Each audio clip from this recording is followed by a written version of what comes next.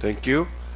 Um, General Honrado, uh, yes, the statement that you made to the media is very interesting. You said that you have 29, 22 22, Your Honor.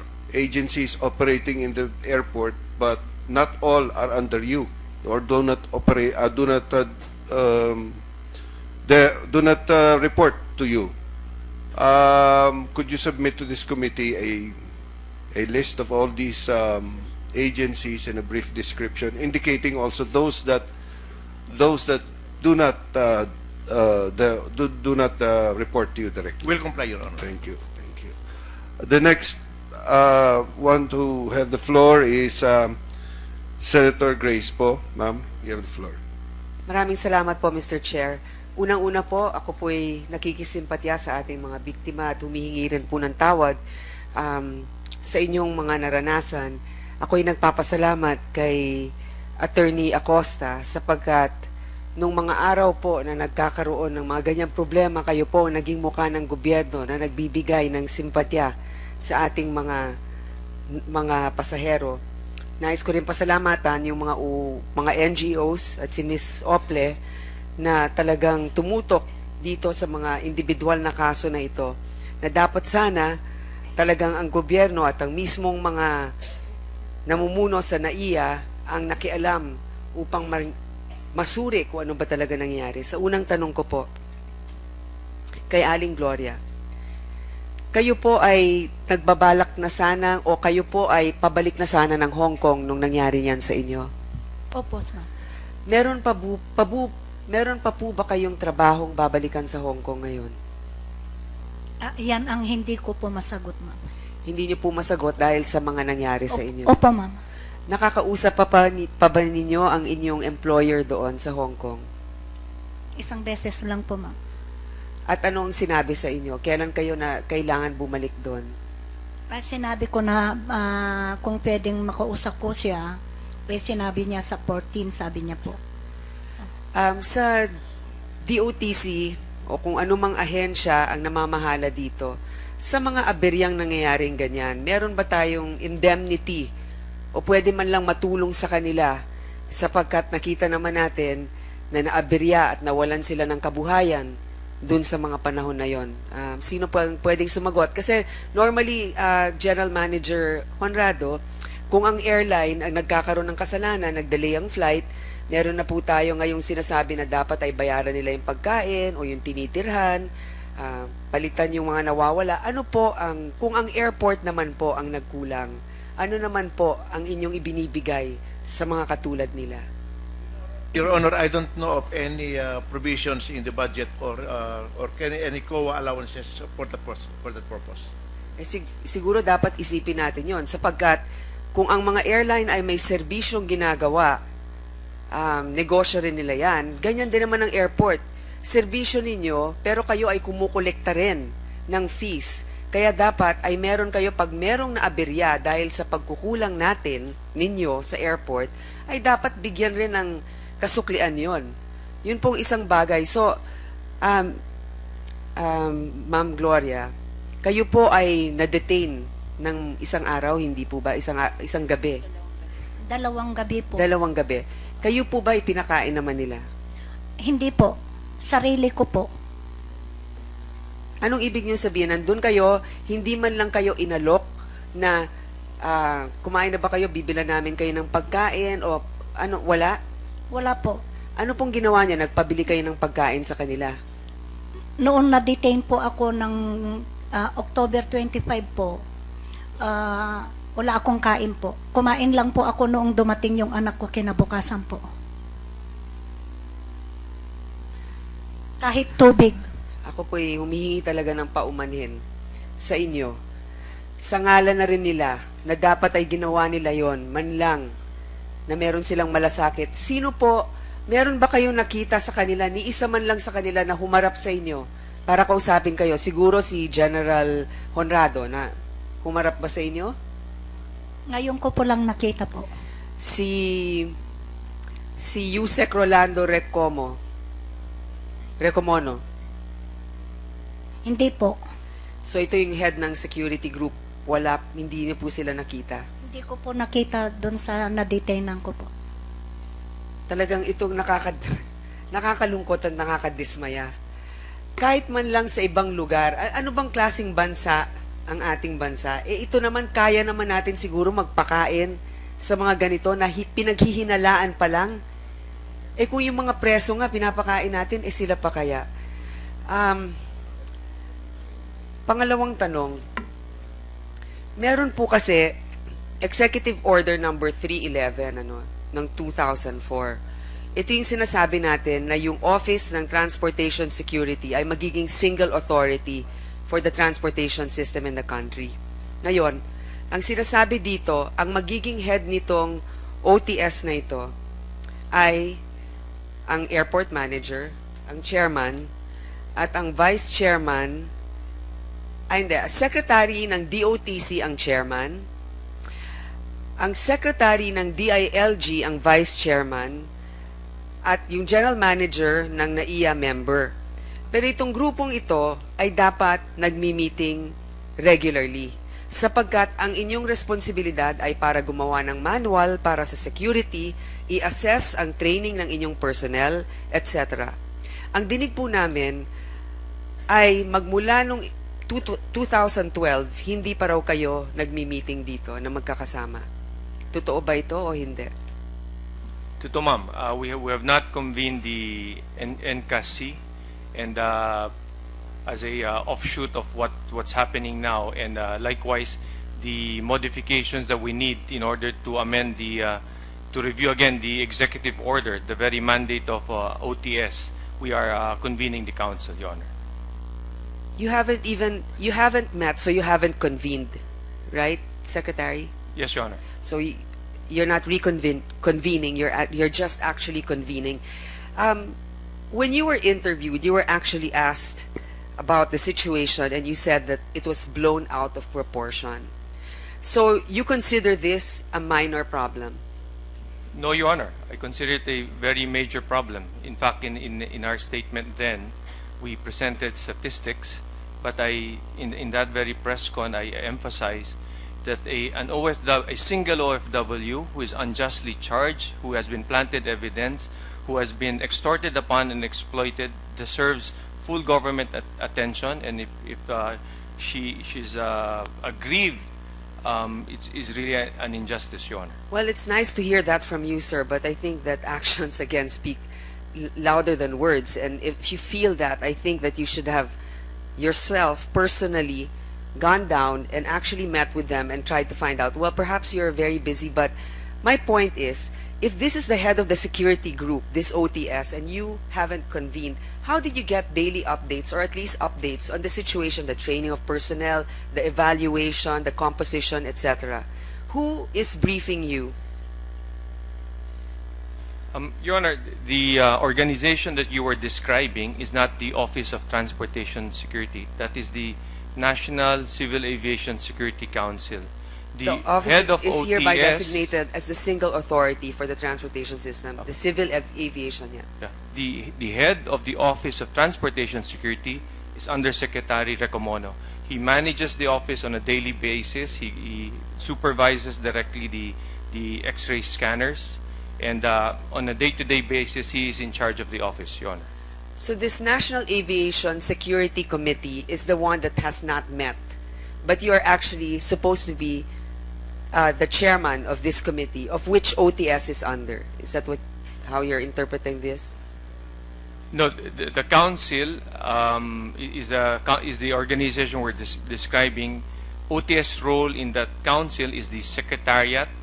However, the day-to-day operations of OTS is handled by the undersecretary. So the one that's not met is the National Civil Aviation Security Committee. Committee. And you are supposed to be the head of this committee. Yes, Your Honor. So since 2012, you have not met with them. Yes, Your Honor. When are you meeting with them? We're scheduling after APEC, Your Honor. Is there a reason why you have not met with your committee in the past?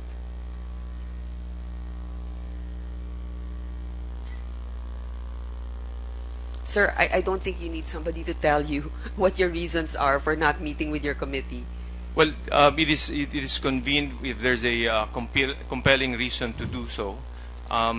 We have focused on since I got appointed, we have spent most of our time addressing aviation security, safety, because at the the most pressing concerns then were the ICAO significant safety concerns, the ban on the EU of our airlines, and likewise the FAA Category 1 issue. Well, So- that's part also of the evaluation for the FAA and all the other standards for our airport. I'm sure security would be paramount, and not just air security, but even ground security. Now, there was a bombing at Terminal 3, NAIA, which was foiled September 2014. You remember that, General Manager, sir? Your Honor, yes, at the parking area of Terminal 3, but it turned out to be firecrackers, Your Honor. And at that time, did it not compel you to perhaps meet already with your counsel? At that time, we met those within the DOTC family, because those are the immediate units involved, namely OTS, the MIA, and we assessed the situation. But upon the feedback and report of the general manager that indeed there were firecrackers, we saw no need to convene the council, Your Honor. But at that time, the shortcoming was you didn't have enough CCTVs. So maybe you were just lucky at that time, but maybe it should have compelled you to think that what if this was real? Going back, at least we should have your performance standards, your personal equipment facilities, training personnel, manual, and everything else, a report on your security. So is this something that you will try to discuss with your committee when you meet? Yes, ma'am. In fact, the manuals are with OTS. OTS as an organization also performs the regulatory function to ensure that all security plans of all airports are approved and are audited regularly in order to comply with the ICAO standards, Your Honor. Okay, now, Mr. Racomono, you mentioned in a Bandila interview that you have about 1,214 incidents of tanimbala since 2012. Is that correct? Or more than 1,000, about 1,000, if you mentioned it. It's not a tanimbala incident, but rather interception incident, Your Honor. Interception incident, which involves what? Bullets or... Yes, Your Honor. Okay. And then you said that 65 were dismissed. Yes, Your Honor. So the remaining ones, what's happening to them? Ano pong mga nangyayari dun sa mga naiwan na hindi pa nadidismiss? Meron na bang nakasuhan? Let me just explain first, Your Honor. That's 65. That 65 that we dismiss does not involve bullet interception, Your Honor, but rather various offenses, like for instance, in the form of extortion, but not necessarily involving interception po ng bullet. Pero meron na interception ng bullets doon. Sa 65, wala? Ni Wala isa? po, wala po. So, sa 1,000 incidents, sigurado ko merong kasama yung bala. Kasi sinasabi nyo, nangyayari yan noon, anting-anting o kung ano pa. Meron na bang nakasuhan? Wala nga po, Your Honor. As far as that 65 personnel whom we dismiss for various offenses, it does not involve po yung bala. Okay. Doon po sa mga insidente na mga na-report, meron bang mga pangalan na paulit-ulit na nasasama doon? Halimbawa, yung na-involved dito sa kanila, Clarin o kaya si Maria L. Mazenia, mga ganun na pangalan.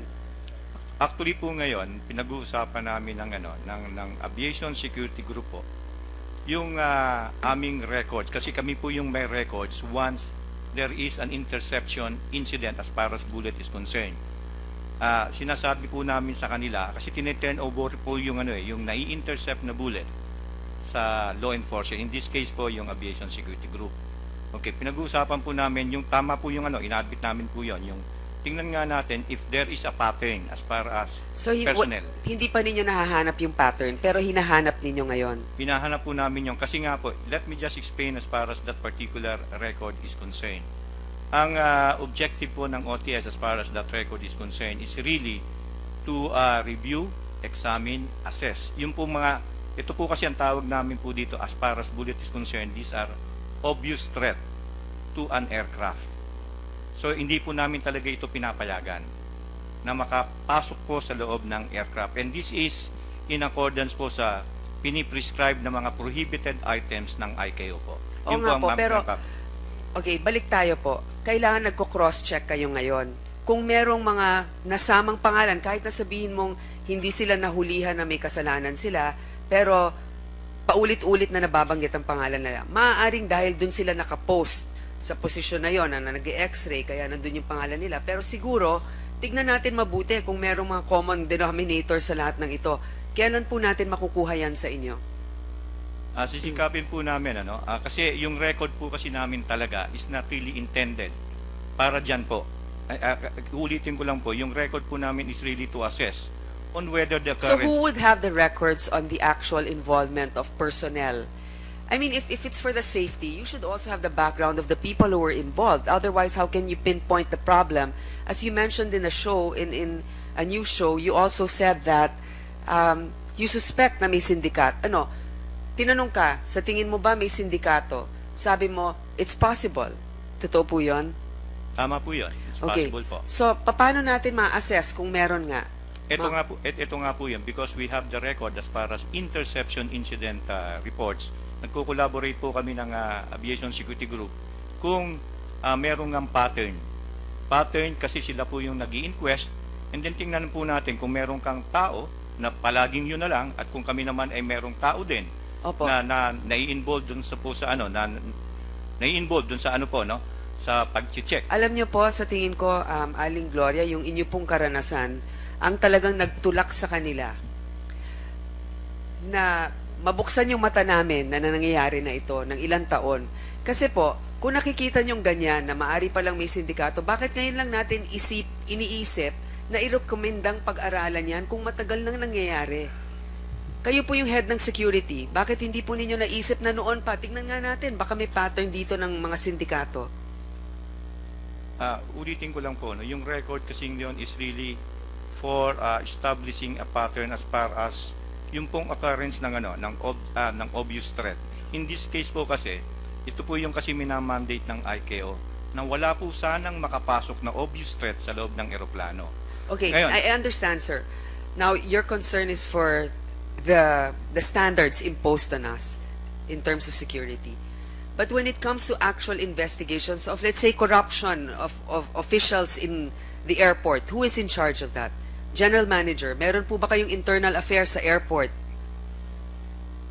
In order, as para security po, meron kami, the Airport Security Inspectorate Office, which determines yung function and efficiency of the security personnel. So meron po ba na nare-report sa inyo nagiging problema dito? Pakiulit po, anong pangalan ng tanggapan na yan? Airport Security Inspectorate Office po.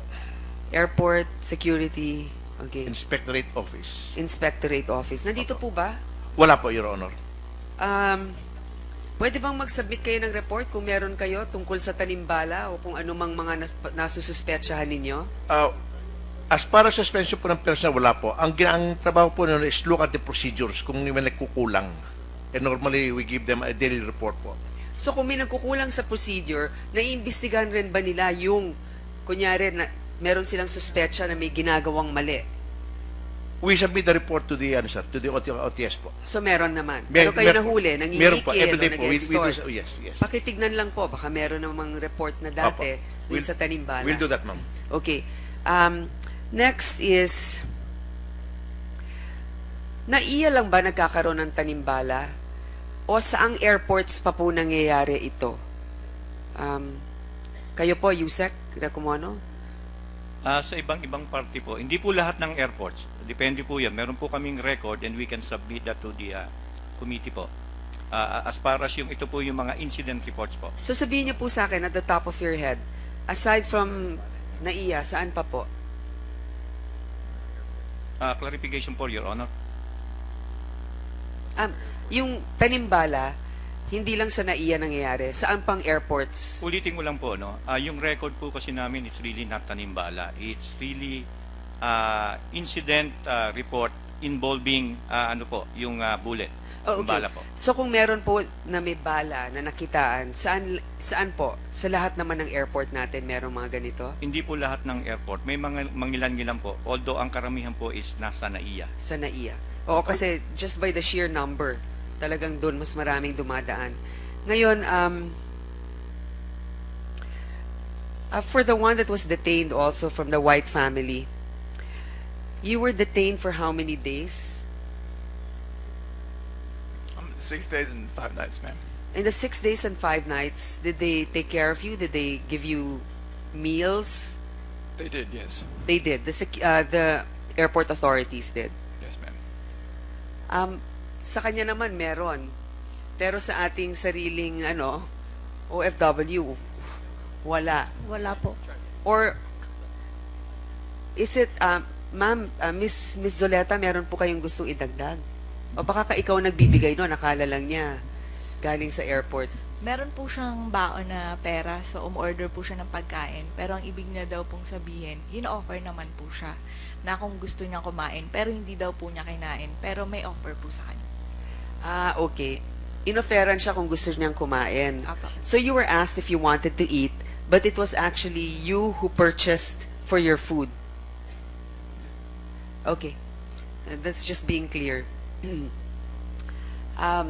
Para sa ating mga OFW, gusto ko marinig si Miss Susan Ople. Ano ba sa tingin mo ang dapat sanang ginawa ng ating airport manager o yung sistema para matulungan yung mga ganitong mga nangyayari, yung ating mga biktima? Kung may malasakit po, maraming magagawa eh. Yun naman po ang malinaw. Tulad po sa kaso ni Nanay Gloria, hindi naman po tama na 5 lalaki yung nagtatanong sa kanya. Walang nagpaliwanag ng karapatan niya. Hindi niya po kasi talaga alam yung batas eh. Wala naman nagsabi sa kanya at siya ang iniisip lang niya yung flight niya sa Hong Kong.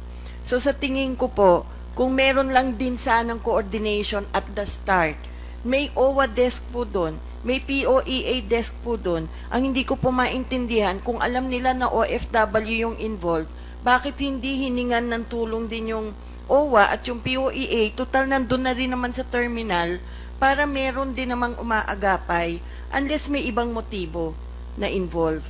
Pero yung mechanisms nandun din sana. Bahagi po yung OWA at yung POEA dun sa 22 agency siguro na binabanggit ni GM Honrado. Alam niyo, ma'am, maraming salamat at nabanggit ninyo yan. Dahil baka hindi nga alam ng mga OFW na dun sa mga lugar na yon ay merong OWA tsaka may desk silang pwedeng lapitan. Importante yon. So, ito nga yung sinasabi ko. Pag nagmi-meeting regularly, may koordinasyon, may sistema. Enforcement lang nga dito, iba yung investigation, iba naman yung counseling or yung or legal advice. Dapat talaga, GM, kasama po yun talaga sa team na pag meron nag-i-inspection doon, dapat pag meron silang suspetsya, security, anong tawag dito, enforcement lang naman yung inspectors lang naman sila, di ba? Wala silang karapatan na mag-aresto doon. Dapat merong abogado na kasama kaagad. Hindi po ba dapat ganon? Ma'am, yung sa amin po, the procedure po, but we are not part of the loop as far as the screening and the prosecution. Hindi po kami kasama dun sa You're not part of the loop as far as screening and the prosecution po. Screening? And the filing of the case. screening of the Passenger po. of the The screening passenger. of the passenger is the sole authority vested on OTS. At yung filing of the case po is the exclusive domain po ng PNP. But again, Yes. you're supposed to have had coordination through the council, and that's the main reason why, again, if there was coordination, even if one particular responsibility rests on a particular department, you should, again, you said you coordinate. Dapat nagtutulungan talaga kayo pagdating dito sa mga nagiging biktima natin. Gusto kong tanungin si Attorney Acosta. Ma'am, bigyan po ninyo, paano ba natin mas mapapaayos ang ating sistema sa pagtulong para mabawasan ng biktima, matulungan ng biktima, at yung gobyerno, ano ang naging kakulangan natin dito? Kung pipili kayo ng naging kakulangan, ano po yun? With the permission of the Honorable Chairman, mahirap po yung tanong, baka magalit sa akin sila. Hingi din po ako ng permiso. Maganda po yung tanong sapagkat ito'y problema ng ating bansa at ang imahen ng ating bansa ay nakasalalay dito. Sana po, kung may na-apprehend ang OTS, may PAW naman po tayo sa Pasay. 5 minutes to 10 minutes nandun na ho yung PAW. Tawagan yung PAW para maproteksyonan ang karapatang pantao ng ating mga OFWs, ng ating mga bisitang foreigner, at gayon din yung mga traveler. Kasi yung pong nangyayari na yan, mukhang talagang marami pong lapses. Kay Mr. White, wala po siyang counsel nung hiluhin siya. Nung dalhin sa ABSICOM, walang counsel. Sa piskalya, wala ring counsel. Kaya hindi po naproteksyonan ang kanyang karapatan. September po nangyari yan. And then may private lawyer siya, so hindi po kami naka-intercede. Si Manang Gloria din, walang counsel. Hindi rin po nakatulong ang PAW dahil hindi namin alam ang kaso niya. Nadinig ko na lang sa TV, October 25, 26 nangyari. Here comes November 3, nadidinig ko na yung si Ma'am Toots sa radio. I-post ko nga sa Facebook ko. May, punishable by reclusion perpetua yung nagpa-plant. And then, tawag sa PAW, hotline, 929-9436. Pati po yung personal phone ko, binigay ko sa public. And then, ang dami na hong nag-share, nag-like, naging viral. And then, November 4, tumawag po sa akin si Mr. Dominic Almenor ng DCMM at si Dante Jimenez ng BACC. Merong 5 huli, walang abogado sa ABSICOM. So, sinugo ko po yung aking 2 PAW lawyers from Pasay. Si Attorney Erwin Angeles at si Attorney Pedro Mabasa. Kasi MC po ako sa PAGBA, sa Philippine Association of Budget Officers of the Philippines. Di po ako makaalis. Bumalik po sila after 4 hours. Sabi niya, Chief, bigo kami, hindi namin napalaya yung 5. Bakit? I-inquest pa rin Ganon. At submitted po resolution pa raw, sabi ng ABSICOM. May 77 years old doon, si Lolo Santiago, sakitin, PhilAm, papuntang LA. So, galing pong Iloilo, pumasa sa screening sa Iloilo to Manila, bakit sa Terminal 2, nagkabala? So, tanimbala po talaga yan, maliwanag pa sa sikat ng araw. And then, sabi ko, sige, tapusin ko lang to, pupunta ko sa piskal, ipaparelease ko sila for further investigation. I argued before the city prosecutor, si Prosecutor Nolasco Fernandez, what if ang senador ang matamna ng bala? What if kung judge? What if kung justice? Anong gagawin mo? Papakulong mo din? So, I'm now moving for further investigation. Sabi niya, sige, granted, PAW chief Sabi ganon, hindi ka ako, walang biro dito. Isipin mo na lang, nakakaya na tayo. So, sabi ko, sige, eto na yung mga papel. May private lawyer yung isa, yung matanda. Sabi niya, wala naman yung lawyer niya, na private lawyer. Tignan natin, sabi ko, 5 po yun. Si Miss Rowena Otik, Mrs. Milagros Cadiente, at meron pang 2 babae. Si Melody po, OFW, hindi na po nakapunta sa Qatar. Hanggang ngayon po, bedridden siya, may sakit. Siya po yung hinimatay, nakakala ko mamamatay, buti po, first aider ako ng Red Cross. So, ang nangyari po, yun nga po. And then, pagdating po namin doon sa ABSICOM, yung piskal, sumama. Buti sumama yung prosecutor. City prosecutor, napilit ko pong sumama kasi baka hindi po ako paniwalaan ng ABSICOM So, pagdating doon, napalaya po namin yung 5. Kahapon, nag-move na po kami for dismissal sapagkat 5 na po ang napadismiss naming kaso. 20 na po. Sa span ng 1 week, 7 days, November 4 to November 11, 20 po ang nakasuhan. 20. Yung iba sabi anting-anting, yung iba sabi tanimbala. 5 na po ang dinismiss ng ating mga piskal. Talagang dismiss na po. Ang ground is no intent to possess, no animus possidendi. May desisyon na po ang Korte Suprema dyan. Dapat alam po ng pulis yan. Saka po yung amulet, hindi po ammunition yan. Lalo ko wala ng primer, yung tinatamaan ng gatilyo. Hindi na po bala yan. Palayain nyo na. Huwag na nyong kasuhan.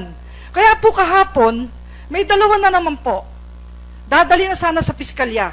Nagmi-meeting po kami ng OWA, POA, sa opisina nyo po, Sir Honrado. Pero wala po kayo Pero alam ko dapat kasama po namin kayo doon. Sabi ko, wag na tayo magsayang ng panahon. Yung OWA administrator po, si Ma'am Rebecca, si Yusek Kakdak, yan. Sabi ko, wag tayo magsayang ng panahon dahil yung 2 PAW lawyer ko kanina pa doon, umaga. May 2 dadali na naman sa piskalya, i-inquest na naman, ikukulong na naman. Habulin natin.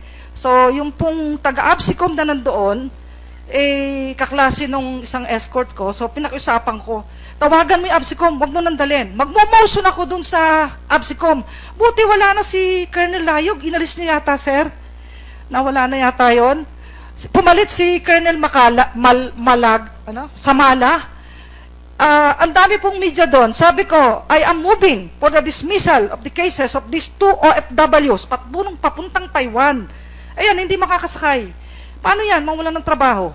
What is your ruling? Sabi kong ganon. Sagot nung nasinda ko yata, granted. O, hindi po nakasuhan sa piskalya. Bakit po? Bakit nyo nasabi nga? Dahil nga yung bala nila, dala nila, walang laman, o ano po? Kasi usually, pag anting-anting nabili sa Quiapo, wala nang pulbura yun. Kasi wala mahuhuli rin sila doon ng pulis. So, ganun po yung dalawa na yon, walang pulbura. Well, ang tingin ko po, wala na yon. Kasi sa Quiapo, kung magtitinda sila ng actual bala, huhuli sila ng pulis Maynila. Usually, ang ginagawang anting-anting, fired bullets na po yan. Wala nang primer sa ilalim. Gun holder po ako since 2005. Pero kaya nga po, yung nakita ninyong dalawa na yon, ang tingin nyo ay hindi na threat itong mga bala na Hindi to. po. Tsaka wala silang animus possidendi, intent to possess, an ammunition. Hindi nila gagamitin pamputok yon. Kasi wala silang dalang baril. baril. Opo. At yung pong hinukay namin, para sa kaalaman ng lahat, yung Sulpicio, yung MV Princess, doon sa Romblon, nakahukay po kami ng 100 bangkay doon. Yung lumubog, dahil iniwan na po ng NBI noon kami na po nagtuloy. So ang punto doon, nakakuha ko kami ng maraming kababayan natin, yung kanilang bangkay, may nakasabit na bala na amulet. Totoo po yung sinasabi ng ating mga kababayang, mula pa sa ating mga ninuno, may kasabihan na yung bala na yan, kay fired o hindi, amulet laban sa aswang, manananggal, multo, mga impacto, ganyan. Kaya ngayon ang pangaral ko sa kanila. Pero hindi po gumagana sa airport yung... Hindi dahil nadali ho sila ng mga devil's advocate doon So, sorry po. Pero po, ito po, tama po yung ginagawa nyo, sir. Ma'am, mabuhay po kayo. Panahon na, tuldukan na po natin itong pagkukulong sa mga kawawang OFW, sa mga senior citizen. Si Lolo Santiago po, halos mahimatay. Hinay blood. Si Melody nagkikisay doon. Natakot ako, baka mamatay, nandun ako. Kaya dinasalan ko nga siya, Lord, tulungan niyo po, tumabuhay pa to. Kasi kawawa rin yung mga ABSICOM. Ngayon, sabi po ng mga ABSICOM, eto, pasensya kayo, sir, ha? Tinulungan ko kayo noon, yung mga kasamahan nyo. Kahit may magalit sa akin, di ba, General Honrado? Sabi ko, tulungan kayo ng PAW, tulungan nyo rin itong mga kababayang to, ba't yung pa kinakasuhan? May bala Ano ba yung bala na yan? Sabi kong ganon. So, ang punto doon, may mga batas tayo na, yung desisyon ng Korte Suprema, nandyan pag walang intent to possess, and walang intent to fire a bullet, walang violation. Napakaliwanag po yan. So, yun po yun. So, sa tingin ko po, pag-aralin uli natin ng batas, ang ating mga ABSICOM na seminar, tama po yun, at doon sa OTS, mag-revamp po tayo. Yung mga contractual, tanggalin natin dyan. Kasi sa batas, yung planting of evidence, ang mapaparusahan ng reklusyon perpetua ay mga public officers, regular workers in the government. Hanggang contract of service, contractual po yung ating mga nag-i-screen dyan, hindi po matatakot yan dahil hindi sila madidismiss from service. Hindi mabigat ang parusa. Walang perpetual disqualification. Kaya po sa tingin ko, tama po ito. Napakagandang pagkakataon upang tuldukan na ng ating mga senador ng Blue Ribbon ang problemang ito. Kawawa po sila. Nung kunin ko po itong 5, gutom na gutom. Pinakain ko po dun sa katabi ng baby na choking, alas 12 na ng gabi. At meron pa po ako isang experience, pasensya na po. Merong isang prosecutor, babae, pumunta doon, galit na galit sa akin. Bakit to pinalaya namin si Lolo Santiago? Yung 77-year-old ay may private counsel. Sabi ko, so what if there's a private counsel? Nung sunduin ko po sila, yumakap na lahat sa akin, ayaw na magpaiwan. Nasaan siya nung oras na yon, yung private counsel na yon na sinasabi nila? Dapat matuwa sila, magpasalamat sila. May mga PAW lawyers na tumutulong sa ating mga kabayan. Bakit sila nagagalit? Ano kaya yun? Sabi ni Tito Noli de Castro, baka member ng sindikato. Sabi ko, sir, hindi ko po alam. Bakit sila nagagalit? Kung ang mga anghel sa langit natutuwa at may nakakalaya na walang sala, di dapat matuwa rin sila. Ano sila, anghel ng demonyo? Hindi nga umaandar ang anting-anting sa kanila. Attorney, maraming salamat kayo nagiging mukha ng gobyerno sa pagkalinga. Dahil nga nakikita natin may dalawang mukha ang gobyerno dito. Wala na po akong tanong. Ang gusto ko lang sabihin, ang kakulangan talaga dito ay dalawa lamang. Talagang compassion at saka common sense dun sa iba sa kanila. Hindi talaga nagko-coordinate, pasensya na po Mr. General Manager, pero ang liderato po ng airport kahit na maraming iba't ibang council ay talagang nagmumula rin sa inyo bilang manager doon. So sana naman po yung mga sinasabi nga natin, tignan din po ninyo, paano ninyo mabibigyan ng tulong ang mga katulad nila na nawawalan na ng trabaho, na delay ang flight, walang, habang nandito sila sa Pilipinas, wala silang kinikita. Siguro pwede kayong magkaroon ng fund muna ngayon habang wala kayong permanenteng budget para dyan. Your Honor, we'll try to look at that suggestion of the Honorable Senator. But can I have a manifestation on the comment of kahapon po, sa umaga may board meeting kami. The whole afternoon po nasa opisina ako hanggang alas 6:30 ng gabi. I didn't receive any invitation from you to join me, although I've met the people, the undersecretary from Dole the day before. Just for the record po, you never invited me to join your meeting. Yes. Okay, you can respond, Ms. Acosta. Sir, kasi 1 week before, pumunta sa akin si Yusek Lagunsad ng Dole. Doon daw po ang meeting sa inyo, sa Terminal 2, conference room. Kaya expected ko po, kasama namin kayo, dahil teritoryo nyo po yun, kaharian nyo po yun, yung airport. Tapos kayo nga daw, nung hapon, may meeting. Alas 2 po yung meeting ng hapon kahapon. Mr. Chair. Opo. Di ba may CCTV po kayo? Siguro nakita rin ko ng mga empleyado nyo papasok. Nandun din yung taga POA, OWA. Okay. Opo. Okay. Ms. Ople? Yes, Mr. Chairman, maiksi lang po. Just to, in connection do sa sinabi na yung stress ng mga nabibiktima, kahit po yung mga OFWs, and this is also in relation to the comment earlier made by Senator Cayetano, I just want to read a very brief message from an OFW po na pabalik na po siya to Singapore. Please proceed. Sabi po niya, Kasusan, magandang hapon po. I'm on my way to NAIA Terminal 1 now at halo-halo na po ang stress at pagtaas ng blood pressure ko. Ang nararamdaman ko kasi hindi ko po alam kung anong mangyayari sa amin ng husband ko. Wala po akong maisip na iba na tatanungan at gagawin kung in case po may mangyari sa amin. So, ibig ko po sabihin, hindi lang po to, alam ko po sabi nyo, isolated case. Pero hindi lang po ito yung first time na may mga nagbe-message sa akin ng ganito. Dati po, sir, ang iniisip lang namin sa Ople Center, yung mga kaso na kailangan i-rescue doon sa ibang bansa. Ngayon po, papunta pa lang sa airport namin, nagme-message na sa amin na in case may mangyari, sana masaklolohan sila. And this is, it's unquantifiable. You cannot say specifically ilan yung numbers. But I can attest, sir, the climate of fear is really there. And it will take a long time for you to do something to regain back their trust po. Okay.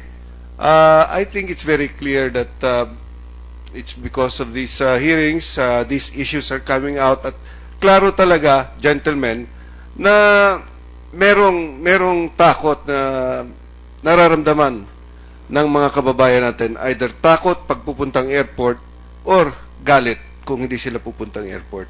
Something has to be done, and these hearings are towards that goal. Secretary Abaya, I see that you want to say something. Just a comment on the last topic.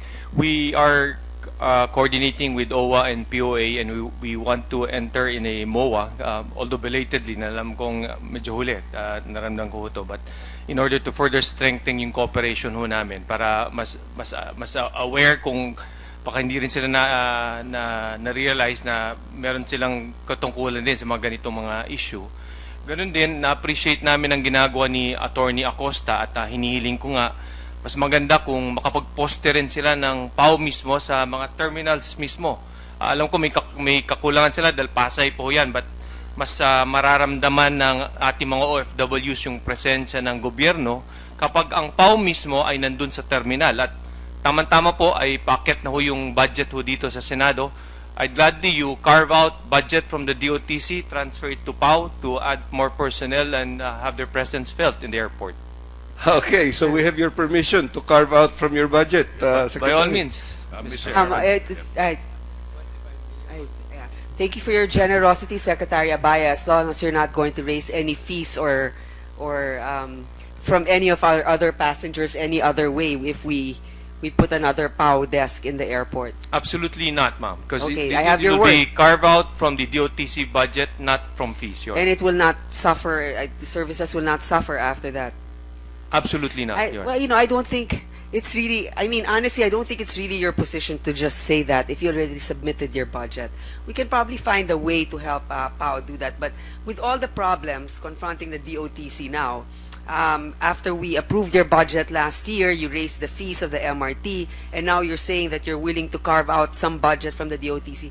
I'm just saying that I just don't understand how you can confidently just say carve out Mr. without Chair. even being sure about the figures. Mr. Chair, I know there's an intent of the Finance Committee Chairman to reduce the quick reaction funds of DOTC. I am not dictating that you carve out. It is within the power of the Senate to amend our budget, especially that it enters plenary, I think, after APEC, Your Honor. Okay, Mr. Chair, one last question for Mr. Regomono. Sinesearch rin po ba ninyo yung mga security personnel ninyo na pumapasok sa airport? Siguro pagkatapos po nito, mag-general search po tayo, pati sa mga locker. Kasi po, ganito lang po yan kasimple. Iilan lang pong bulok na itlog dyan. Marami pong gumagawa ng trabaho ng tama. Hindi naman po makatarungan na dahil sa iilan ay masira ang imahe ng lahat ng naroroon. Kaya siguro, paano nyo chinecheck yung mga pumapasok? Kinakapaan din ba sila? Opo, ma'am. In fact, I support your yung suggestion nyo nga po na pati dun po sa locker nila. Tama po yon. Para lang ito maibalik natin yung confidence. So, hindi pa po ninyo nagagawa yon? Kasi po yun talagang pag-check lang bago. Kasi para din po silang employee ng airport. O sige, dapat po ganito. Kumuha na kayo ng kung anumang legal na pangangailangan ninyo para ma-check ninyo lahat yan. Pero sana, request lang, pag ginawa ninyo, kunan nyo ng video. Kasi ang mahirap niyan, pag nag-check kayo, binuksan ninyo, meron dyan, sabihin, hindi naman talaga ako naglagay dyan eh. So ngayon pa lang, pero napapangunahan na nga natin sila eh. Dapat talaga, dati na ninyo yung ginawa. That's all, Mr. Chair, and thank you. Thank you.